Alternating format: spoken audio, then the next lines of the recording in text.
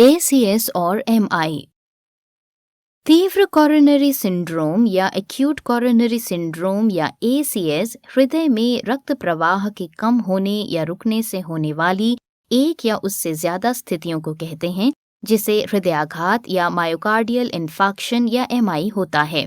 हृदय पेशियों से बना एक अंग है जो कि ऑक्सीजन और पोषण युक्त रक्त को पंप करके शरीर के बाकी अंगों तक पहुंचाता है। बायां निलय यानी लेफ्ट वेंट्रिकल हृदय का मुख्य पंपिंग चैम्बर है, जो कि सिकुड़कर महाधमनी यानी एओर्टा के द्वारा ऑक्सीजन युक्त रक्त को शरीर के बाकी अंगों में पहुंचाता है। कई छोटी छोटी धमनियों को कोरोनरी धमनियां यानी कोरोनरी आर्टरीज कहा जाता है, जो कि महाधमनी यानी एओर्टा से जुड़ी होती हैं और हृदय की पेशियों को जरूरी ऑक्सीजन और पोषण पहुंचाती हैं।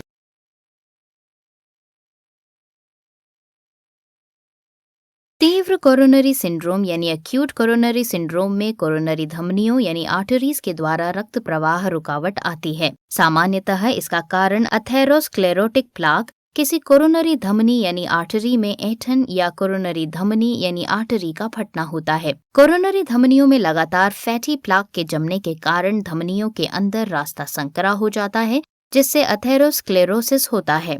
इस प्लाक के फटने या टूटने पर रक्त का थक्का यानी ब्लड क्लॉट बन जाता है, जिससे उस कोरोनरी धमनी में रुकावट पैदा हो जाती है। रक्त के थक्के यानी ब्लड क्लॉट कोरोनरी धमनी यानी आर्टरी में रुकावट की सबसे आम वजह है।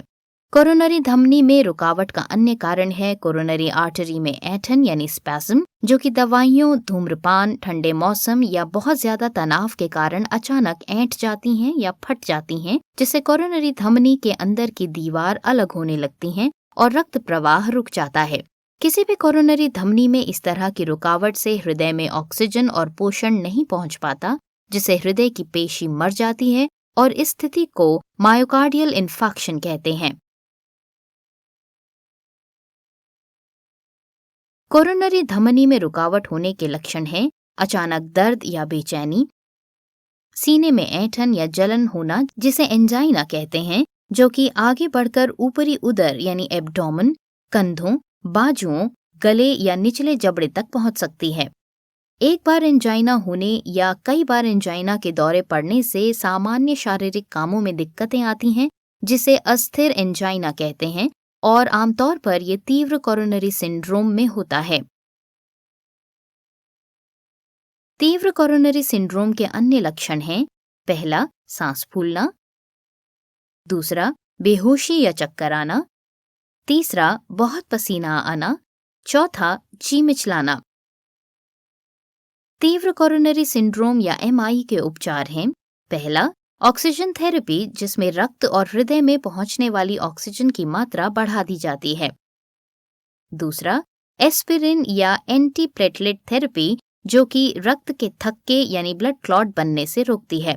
थ्रोम्बोलिटिक थेरेपी, जैसे कि TPA या स्ट्रेप्टोकाइनेज द्वारा पहले से बने रक्त के थक्कों को तोड़ना। चौथा, नाइट्रोग्लिसरीन और मॉर्फिन से कोरोनरी धमनियों को आराम देकर दर्द में राहत पहुंचाना। पांचवा, बीटा ब्लॉकर्स, जो कि हृदय की गति को धीमा करके ऑक्सीजन की जरूरत को कम करते हैं। छठा, कोरोनरी एंजियोप्लास्टी। ये एक हस्तक्षेप प्रक्रिया यानी इंटरवेंशनल प्रोसीजर है, जिसमें एक छोर पर गुब्बारा लगी पतली नलिका या ट्यूब को अवरुद्ध या संकुचित कोरोनरी धमनी के अंदर डाला जाता है। अंदर जाने पर यह गुब्बारा फूल जाता है और धमनी को खोल देता है। इसे खुला रखने के लिए एक ट्यूब को कोरोनरी धमनी के अंदर ही छोड़ दिया जाता है। सातवां, कोरोनरी धमनी बाईपास ग्राफ्टिंग या CABG, जिसे कैबेज कहा जाता है, एक शल्य प्रक्रिया है जिसमें हृदय में रक्त प्रवाह वापस शुरू करने के लिए शरीर के दूसरे हिस्से से रक्तवाहिका के एक टुकड़े या कृत्रिम ग्राफ्ट द्वारा अवरुद्ध कोरोनरी धमनी की जगह दूसरा रास्ता बनाया जाता है।